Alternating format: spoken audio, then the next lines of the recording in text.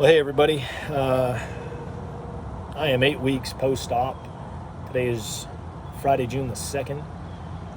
I'm actually 2 days shy of 8 weeks post-op for my ALIF with posterior instrumentation. That is a Anterior Lumbar Interbody Fusion with posterior instrumentation of my L5-S1 vertebrae in the lumbar back.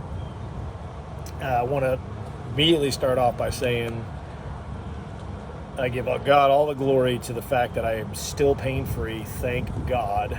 I do not have that back pain that I had prior to surgery, and oh my gosh, what a great thing that is.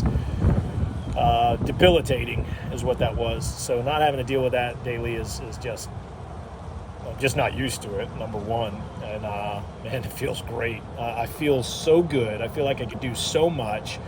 Believe it or not, I think my main feeling of limitations right now is actually my hip. So those of you that have watched some of my previous ones, you know I actually had a major accident last July. I broke my hip at the had an intertrochanteric fracture. Anyways, the biggest part of your femur.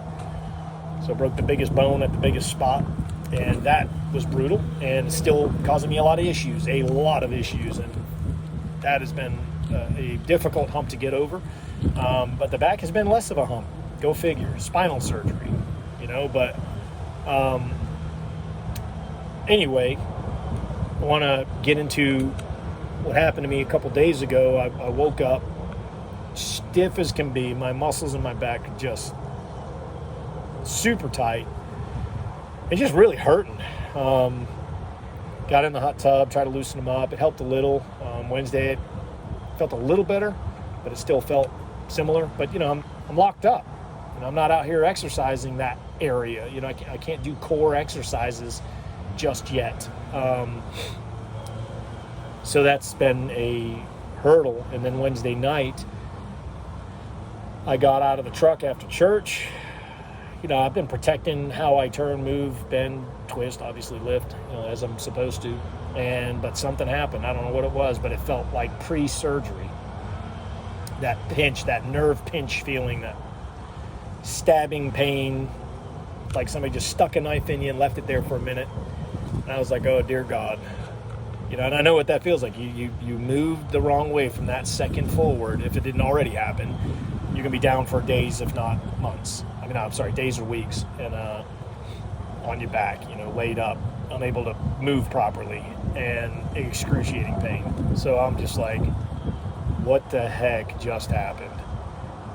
And, you know, kind of real slowly, kind of just rotated, you know, my hips, you know, just kind of did this deal with my hips, that lumbar lower region, trying not to do the bending and twisting part of it, but I'm like, I know I need to move something's pinched. And then 10, maybe 15, 20 seconds into it, it was gone. And it hasn't happened again since. It never happened up until that point either. I have no idea what that was. I don't believe it was in the surgery area.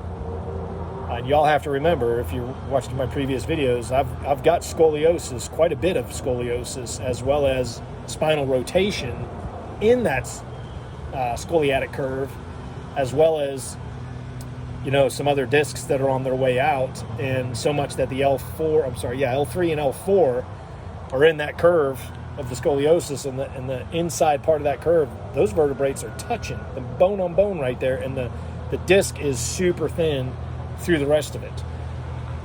So, but I haven't had pain that far up. You know, I haven't had any discomfort in that area, and, you know, so when I talked to the doctor in reference to the surgeries, you know, hey, what are we doing about the scoliosis? His answer was, or question I should say was, you know, do you have pain anywhere else other than that lower region? And I said, no, it's just the very, very bottom, you know, right there, basically right around the hip line. And he said, well, you know, he didn't want to, he felt that the scoliosis, some of this is going to be repetitive to some of you guys that have been watching these, but he felt that the scoliosis was partially, if not completely, put on because of the spondylolisthesis, and that if I wasn't having any other pain anywhere else, then he believes that by one, doing the surgery would also straighten some of that out, because that's where it goes from the S1, the curve, and then goes up into the lower thoracic region and all the way through my lumbar. The curve is 100% in my lumbar region with my vertebrae. So just laying down on an MRI, it was off 24 degrees, and he said standing up with my body weight down on it, compressing it, he would imagine that it would be up in the 30s, if not more.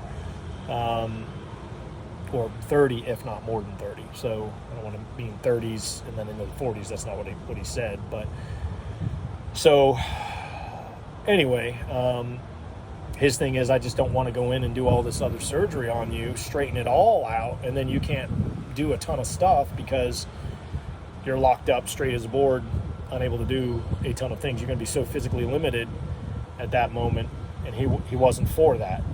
You know, and if I needed that surgery down the road, we could cross that bridge. But even if I got a couple years, few years, who knows, 10 years, hopefully till I die, years of not having to deal with that with surgery, then great. So I was on board with that.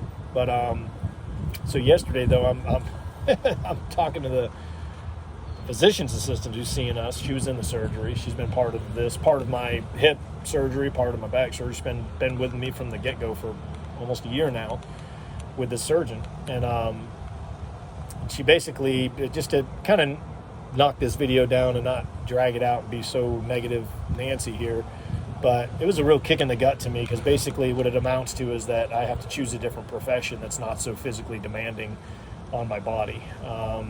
You know, and it kind of threw me off, because I was like, you know, well, I don't understand that, because, you know, the doctor stated that, you know, I should be 100% within 6 months, the way that I have been healing with my hip, which, you know, still issues with it. And he even said so much that I could do, you know, I could get back into the ring, you know, or I shouldn't say the ring, but on the mat. I could do mixed martial arts. I don't think I'll ever step back in the ring again competitively, but then he also said that I could play tackle football if I wanted to. I said, and I even, you know, threw it at him, and I was like, tried to throw him a curve, and I was like, so you mean to tell me I can get slammed on my back and that's okay? And he said no. In fact, he doesn't recommend it, but not because of the surgery, but because of my age, which made sense. You know, I'm pushing 50 here. I'll be 49 in 2 months. So I got that. I understood that, and I really trust the guy, and I still do. And none of this video is to discount my surgery or who did it or what I'm dealing with now. Like, oh no, it's going sideways. It's not that at all. So don't think that. You know, you have to understand that if you've watched any of my other videos and you've seen some of my MRIs, maybe I'll post that up here. I might just very well do that, so you don't have to go all the way back and look at prior videos. But you'll see where my scoliosis is. You'll see where that vertebrates are touching. I mean, it's blatantly obvious to the common eye, to, you know, my eye, your eye. You don't have to be a doctor to see this stuff. It's jacked up. Anyway, so, you know, you have to accept the fact that your body is not what it once was. And that's hard. That's a hard pill to swallow at my age. I'm still young, you know. I mean, I'm not 80 years old, you know, so it's a hard pill to swallow. When you're a go kind of super physical active guy like I am, I want to do so much, and now I'm being told, you know, you got to put the brakes on in your profession that you've done for almost a quarter century. That's a tough one. I mean, I already got out of the business, owning the business, but I am working with somebody right now that's in the business, so I'm helping him and, you know, do this work, and now it's, you know, hey, can't you just get an assistant to do all that heavy stuff? And it's like, no, I don't own the business anymore, you know, I can't do that. You know, now I'm part of the crew again. I'm not ownership, or I shouldn't say again, it was always part of the crew as an owner, but, you know, it's a different thing, you know, so like, I can't just be like, hey man, can you get me an assistant so that he can do all the hard stuff and I can do all the easy stuff? I mean, it's just how crazy that sounds. I mean, that's like saying, you know, hey, we need a guy to help build this rocket here, but, you know, how about going and get me that dude with the underwater basket weaving degree, and we'll just find him an assistant that can build a rocket to help him on the hard stuff. You know, I mean, I know that's not apples to apples here, but contextually, it's kind of the same thing. So I got to find something different. So it's been a kick in the gut. It's like a racehorse with a broken leg, feel kind of worthless at this point, you know, unable useless. Where's my place? I don't know. And I'll find that. You know, I'm on a hill at the moment. I'm climbing up this mountain of but you know, I'll get over it. You know, we always do. And you have to have positive mental attitude about it. You can't let these things just destroy you. It's tough. It sucks. I don't like to accept it. But I'll be able to play with my grandkids, which was one of the main goals out of all this. I'll be able to do things that I couldn't do, you know, the end of last year when I was up there with my grandkids. My granddaughters on a play set, I couldn't do things with them, you know. My granddaughter here, you know, I could barely hold her without it causing me pain, you know. And that come October should be able to do everything I want to do with them. Play on a play set and hold them and throw them up in the air, you know, have fun with them, which is what I want to do. And that's worth more than any job would ever be, any form of income. You know, you can't replace that with money, right? So I'm trying to keep a positive outlook on that, but I'll be honest, you know, I'm a doer. So it's taking a hit, having a bit of a rough time with it. I'll be over it in a day or two, maybe today, I don't know, but I had a rough day yesterday with all that. Still having a rough moment with it, but again, no pain. So I know some of you are probably going, man, get over it, cry me a river and build me a bridge and get over it, you know, but you know, just being transparent. You know, you're all going to go through it.